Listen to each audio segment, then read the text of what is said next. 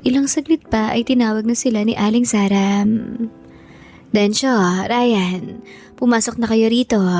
Kakain na tayo maya-maya kaunti. Papainin ko lang ang kanin. Okay po, Nay. Tara na po sa loob, Day. Doon muna tayo saglit bago po kumain. Oo, sige anak, mauna ka na muna sa loob. Pupunasan ko lang muna ang e-bike para hindi kapitan ng dumi at hindi madaling galawangin. Makalipas ng ilang minuto ay pumasok na rin ng bahay si Mang Densyo at sakto naman na nakahanda na ang lamesa. Kaya tinawag na sila ni Aling Sara para maghapunan na. Pagkaupo pa lang ng lahat ay sabi ni Mang Densyo, Anak, dala mo ang mga ulam na to. Opo, Tay. Grabe, ang sarap nitong pares at sisigam. Sabi naman ni Warren, Tay, tikman niyo po ang fried chicken. Mukha lang siyang normal na fried chicken pero may kakaibang lasang balat na parang may timplang lasang orange. Sabi naman ni Aling Sara, Oo nga anak, ang sarap nitong manok, lasang orange. Opo, Nay, kasi butter chicken yan na may orange flavor. Naku anak, kapag may selebrasyon tayo, kahit ganito na lang ang bilin mo, ay ayos na kami rito. Hindi ba ito sobrang mahal? Naku, Nay, hindi po. Sakto lang ang presyo na yan na kayang bilhin ng masa o kaya mga pangkaraniwang tao lang. Ganun ba? Ito na siguro ang bagong paborito ko anak. Ako rin po Nay, itong chicken din po ang paborito ko. Sabat pa ni Gina. Oh, sige na, kumain na kayong mabuti. Kapag dadalaw ako rito ay yan na lang ang palagi kong dadalhin. Yay! Masayang reaksyon naman ng bunsong si Warren. Masayang kumain ang buong mag-anak. Totoo ang sinabi ni Ryan.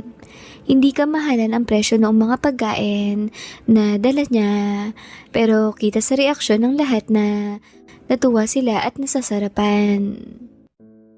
Matapos makakain ay doon muna tumambay si Ryan sa may sala habang nakatingin sa TV.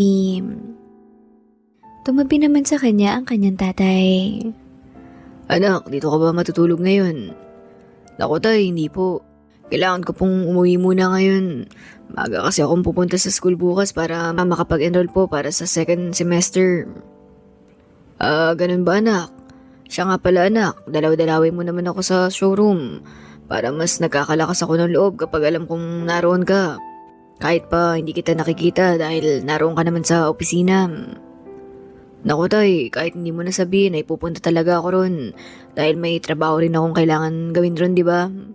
Bale, tuwing Martes at Huwebes po ang schedule ng punta ko ron. Pero kung sakaling may mga rush na kailangan permahan ay sinasabihan ako ni Manager Lexi para makapunta po ako agad. Ganun ba anak? Mabuti pala. Tsaka excited rin ako sa mga kinakwento nila, Mio, na pamerienda mo tuwing naroon ka. Anak, di ka ba napapagastos ng malaki kapag nagpapamerienda ka ng ganong karami at ganong kamahal? Tay, wag niyo pong problemahin yun. Hindi ko sariling pera ang ginagastos ko roon. Idinadagdag ko lang po yun sa expenses ng showroom. Mabuti at pumapayag si Manager Lexi. Bakit naman po hindi, Tay? Ako po ang CEO. Tsaka sweldadong empleyado lang din siya roon. Ang totoo po niyan, ang income ng showroom ang nababawasan. Ano naman, di ba? Deserve ng mga nasa showroom na kumain at maging masaya. Dahil ang dahilan kaya kumikita ang showroom. Kaya habang ako po ang CEO ng kumpanya, ipagpapatuloy ko po ang ganong kalakaran na tuwing naroon ako may malaking kainan palagi. Napailing-iling na lang si Mang Densyo dahil sa paghanga sa kanya ng anak. Grabe anak, kung gaano ka kagalante sa mga kaibigan mo sa probinsya, mas naging matindi ka pa rito. Opo Tay, at magpapatuloy akong ganun. Kaligayahan ng tao ang pagkain at mas karagdagan pang kaligayahan kung may mauuwi sa pamilya, di ba? Tama ka talaga dyan anak. Yan nga ang kinuwento ni Mio at ni Russell. Nakakapag-uwi pa sila ng pagkain sa mga pamilya nila at noong naroon ka, ang dami ko nga ring naiuwi, di ba? Opo Tay, kaya palagi kang magdadala ng malinis na plastic labo doon sa showroom. Itago nyo na lang po sa locker mo para kapag may iuuwing pagkain ay may paglalagyan ka. Tsaka Tupperware na rin po. Oo anak, salamat ha. O, paano po tayo? Uwi na ako. 9:00 na. Nay, uuwi na po ako ha. Sige anak, mag-iingat ka sa pagmamaneho ha. Opo, Nay. Densyo, tara na. Sama mo ako sa labas, ipagbukas natin ang gate si Ryan. Oo, sige. Pagsang-ayon naman ni Mang Densyo at lumabas na ang tatlo. Bago pumasok sa kotse ay niyakap ni Ryan ang kanyang nanay at tatay. Sabay sabing, Maraming salamat po, Nay, Tay sa pagtitiwala niyo po sa akin. Masaya po ako na narito na tayong lahat magkakalapit. Makikita ko na po kayo kahit araw-araw ko pang gustuhin. walang anuman anak. Kami nga dapat ang nagpapasalamat sa iyo dahil kami ang priority mo kaysa sa inyong sarili. Sumakay na si Ryan sa kotse at kumaway na sa mga magulang tsaka na umalis.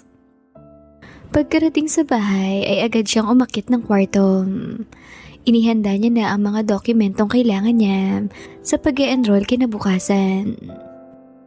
Excited rin siya dahil makikita niya na ang mga dati niyang naging kaklase at ang kaibigang si Chloe.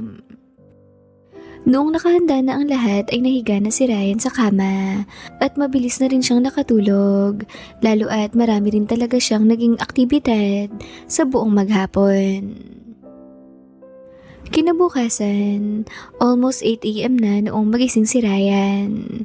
Palibasa, hindi siya nag-set ng alarm sa kanyang cellphone, kaya napasarap ang tulog niya. Sinadya niya rin naman iyon dahil gusto niya maging kumpleto ang tulog niya. Lalo at kahit anong oras naman ay pwede siyang magpa-enroll o kahit pa sa after lunch. Bumaba muna siya at nagsaing. Nagbukas lang siya ng corned beef. Iginisa sa bawang at nilagyan ng maraming sibuyas para mabango, tsaka siya nag-almusal. Almost 10 AM na noong matapos siya sa lahat ng kanyang preparasyon. Hindi siya nagmamadali. Pagkarating sa school ay napansin niya na may mga bakanting parking space sa harap mismo ng main campus, kaya naisipan niyang doon na lang muna mag-park. Noong may park niya na ng maayos ang sasakyan, ay kinuha niya na ang kanyang cellphone at itinek si Chloe. Ay, Chloe, kumusta? Nakapag-enroll ka na? Naghintay muna siya ng ilang minuto bago nag-reply ang dalaga. Hi Ryan, actually hindi pa ako nakakapag-enroll at may masamang balita ako sa'yo. Reply ng dalaga na may crying emoji sa dulo. Kaya tinawagan na iyon ni Ryan. Hello, Chloe. Anong nangyari sa'yo? Bakit hindi ka nakapag-enroll? Yan ang gusto ko sa'yo, Ryan eh.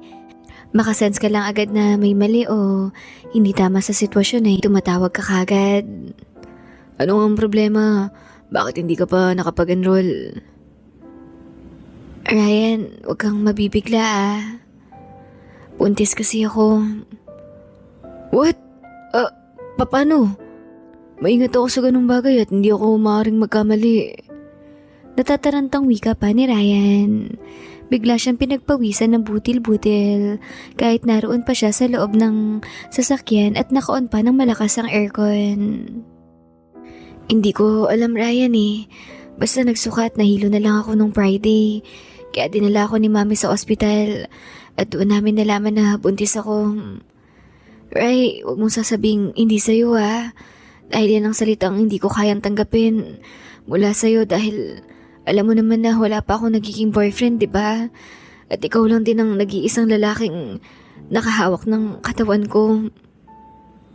Nakatulala si Ryan habang nakatitig sa sarili sa rear mirror. Nanginginig rin ang kamay niya at hindi malaman kung ano ang dapat niyang sabihin sa dalaga sa pagkakataong iyon. Ayun my loves, awat muna tayo Mukhang nayanig ang mundo ni Ryan sa balitang kanyang natanggap. Ano kaya ang kanyang gagawin? Masisira na ba ang mga plano niya sa buhay? Paano na ang kanyang pag-aaral? Paano na rin ang pangako niya sa kanyang pamilya at sa kanyang sarili? So, paano my loves? Samahan niyo ulit ako sa kasunod na bahagi nito Wala pong bibitaw. At huwag ring makalimot mag-subscribe. Lalo at bago pang channel natin na to. Sana lahat ng makakapakinig ng storya ni Ryan ay mag-subscribe na rin. Nakikita ko kasi na 14,000 ang views, pero 1,000 lang ang nakasubscribe. Baka naman pwedeng give and take tayo. Total, libre lang naman makinig rito, diba? Kahit ang pag-subscribe nyo na lang ang gamitin yung tanda ng pasasalamat sa akin. Malaking blessings na yun sa akin. Sige na po, my loves. Subscribe ka na, please. Salamat ha. Take care, my loves. Bye-bye.